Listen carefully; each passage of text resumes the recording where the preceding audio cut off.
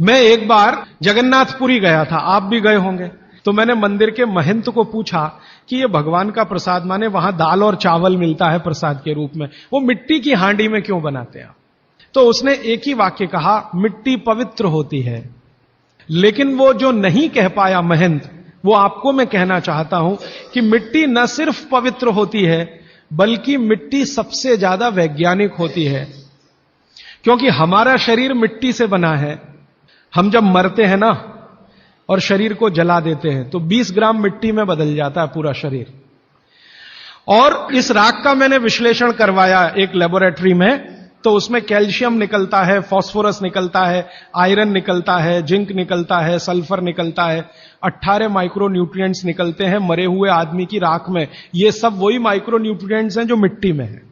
तो महंत कहता है कि मिट्टी पवित्र है, इसलिए हम मिट्टी के बर्तन में ही दाल पकाते हैं, भगवान को पवित्र चीज ही देते हैं, अपवित्र चीज भगवान को नहीं दे सकते।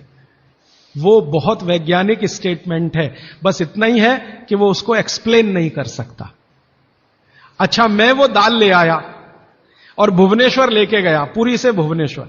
भुवनेश्वर में CSIR का एक लेबोरेटरी है, council of science and industrial research का लेबोरेटरी है, जिसको रीजनल रिसर्च लेबोरेटरी कहते हैं। तो वहां ले गया, कुछ वैज्ञानिकों से कहा ये दाल है, उन्होंने कहा हाँ ये पुरी की दाल है। मैंने कहा इसका विश्लेषण करना है, इस दाल में क्या है? तो उन्होंने कहा हमारे पास पूरे इंस्ट्रूमेंट नहीं है, हमारे पास जो जो चाहिए वो नहीं है, आप दिल्ली ले जाओ तो बेहतर है। तो मैंने कहा दिल्ली ले गया तो खराब तो नहीं होगी? उन्होंने कहा नहीं होगी, क्योंकि ये मिट्टी में बनी है। तो पहली बार मुझे समझ में आया मिट्टी में बनी है तो खराब नहीं होगी। तो मैं ले गया दिल्ली तक, सच में ले गया। और भुवनेश्वर से दिल्ली पहुंचने में आप जानते हैं करीब करीब 36 घंटे से ज्यादा लगता है। दिल्ली में दिया, कुछ वैज्ञानिकों ने उस पर काम किया और उनका जो रिजल्ट है, जो रिसर्च है, जो रिपोर्ट है, वो ये है कि इस दाल में एक भी माइक्रो न्यूट्रिएंट कम नहीं हुआ पकाने के बाद भी। तो प्रेशर कुकर की दाल को जब उन्होंने रिसर्च करके देखा तो उन्होंने कहा इसमें माइक्रो न्यूट्रिएंट्स बहुत ही कम है। मैं पूछा परसेंटेज वाइज बता दो, तो उन्होंने कहा अगर अरहर की दाल को मिट्टी की हांडी में पकाओ और 100% माइक्रो न्यूट्रिएंट्स हैं, तो कुकर में पकाने में 13% ही बचते हैं, 87% नष्ट हो गए। मैं पूछा कैसे नष्ट हुए? तो उन्होंने कहा ये जो प्रेशर पड़ा है ऊपर से और इसने दाल को पकने नहीं दिया, तोड़ दिया, मॉलिक्यूल्स टूट गए हैं, तो दाल तो बिखर गई है, पकी नहीं है, बिखर गई है, सॉफ्ट हो गई है। तो खाने में हमको ऐसा लग रहा है कि ये पका हुआ खा रहे हैं, लेकिन वास्तव में वो नहीं है। पके हुए से मतलब यह होता है कि जो माइक्रो न्यूट्रिएंट्स आपको कच्चे रूप में शरीर को उपयोग नहीं आते, उनको आप उपयोगी बना लें, इसको पका हुआ कहते हैं आयुर्वेद में। तो उन्होंने कहा कि यह मिट्टी की हांडी की दाल बहुत बहुत क्वालिटी में ऊंची है, बशर्ते कि आपके प्रेशर कुकर की। और दूसरी बात तो आप सभी जानते हैं, वो मुझे सिर्फ रिपीट करनी है कि मिट्टी की हांडी की बनाई हुई दाल को खा लीजिए तो जो उसका स्वाद है वो जिंदगी भर नहीं भूलेंगे आप। इसका मतलब क्या है? भारत में चिकित्सा का और शास्त्र पाक कला का ऐसा विज्ञान विकसित हुआ है जहां क्वालिटी भी मेंटेन रहेगी और स्वाद भी मेंटेन रहेगा। तब मैंने गांव गांव घूमता रहता हूं तो पूछना शुरू किया, तो बोलते हैं लोग कि ज्यादा नहीं, 30-40 साल पहले सब घर में मिट्टी की हांडी की दाल थी। मेरी दादी को पूछा तो दादी कहती है कि हम तो जिंदगी भर मिट्टी की दाल ही खाते रहे। तब मेरे समझ में आया कि मेरी दादी को डायबिटीज क्यों नहीं हुआ।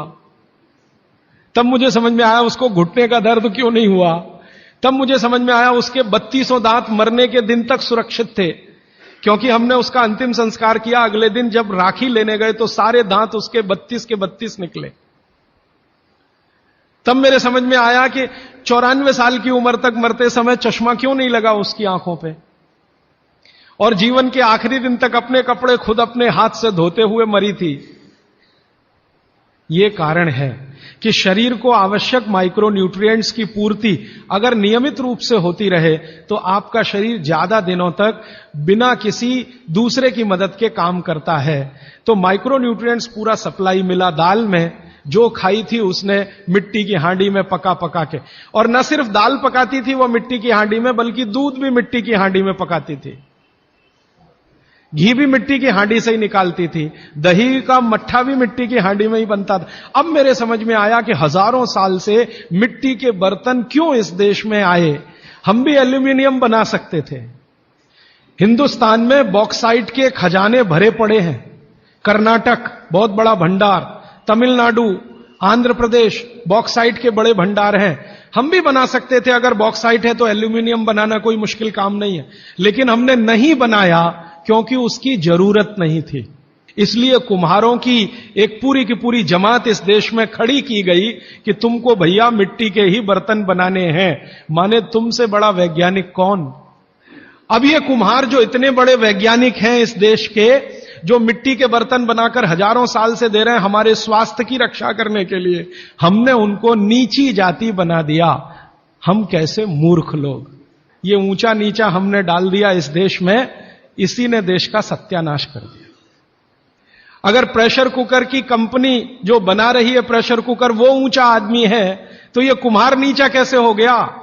जो सबसे बड़ा वैज्ञानिक काम कर रहा है, मिट्टी के बर्तन बना बनाकर आपके माइक्रो न्यूट्रिएंट्स को, आपके सूक्ष्म पोषक तत्वों को कम नहीं होने देने के लिए मिट्टी का सिलेक्शन करता है। वो आपको मालूम है, हर एक मिट्टी से बर्तन नहीं बनते। एक खास तरह की मिट्टी है वही बर्तन बनाने में काम आती है, और एक खास तरह की मिट्टी है जो हांडी बनाती है, दूसरे खास तरह की मिट्टी में कुल्हड़ बनता है, तीसरे खास तरह की मिट्टी में कुछ और बनता है। ये मिट्टी को पहचानना कि इसमें कैल्शियम ज्यादा, इसमें मैग्नीशियम ज्यादा, इसलिए हांडी इससे बनाओ, और इसमें कैल्शियम मैग्नीशियम कम है इसलिए इसका कुल्हड़ बनाओ, ये तो बहुत बहुत बारीक और विज्ञान का काम है।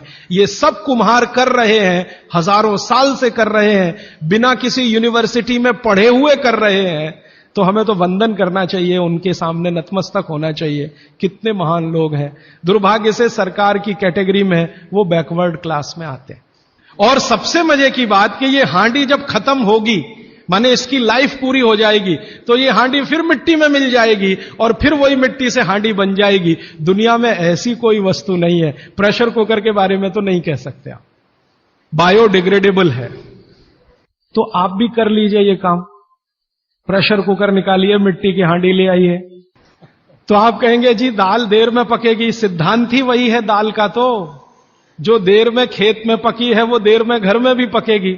आप कहें जी मिट्टी की हांडी के बाद अगर कोई चीज है, तो हमारे यहां एक मेटल बनता है जिसको आप लोग कहते हैं एलॉय है, कांसा। तीसरा सबसे अच्छा माना जाता है पीतल।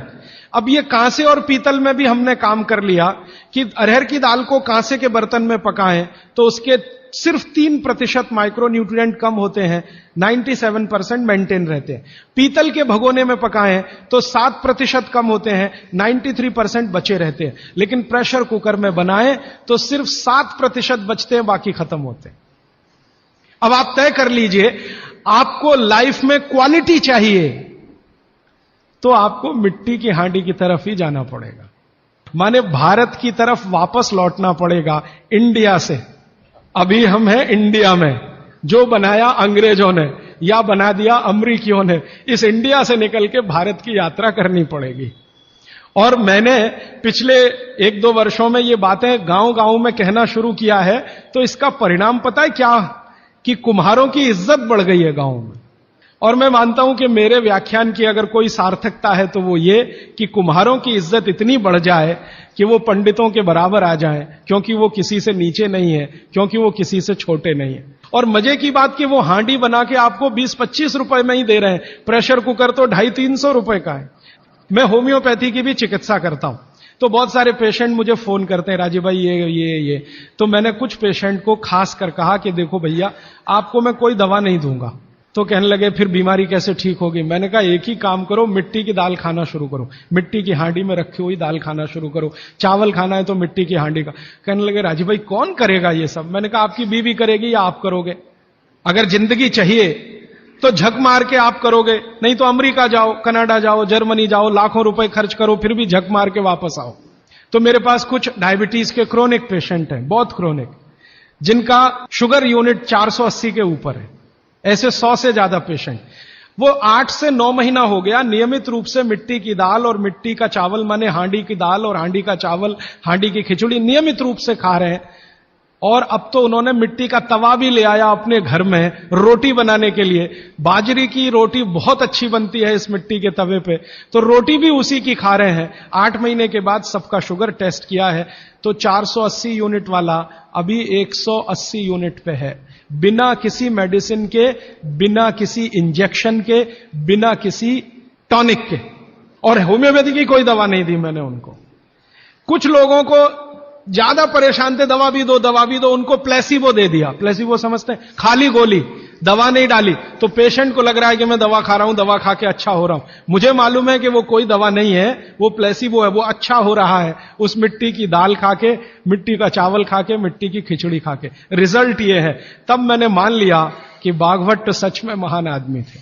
ये एक सूत्र पूरा होता है, 8:30 का समय हो गया है। आगे कल दूसरा सूत्र, तीसरा, ऐसे कर करके जो सबसे जरूरी 15 है वो पहले बताऊंगा और उसके आगे बढ़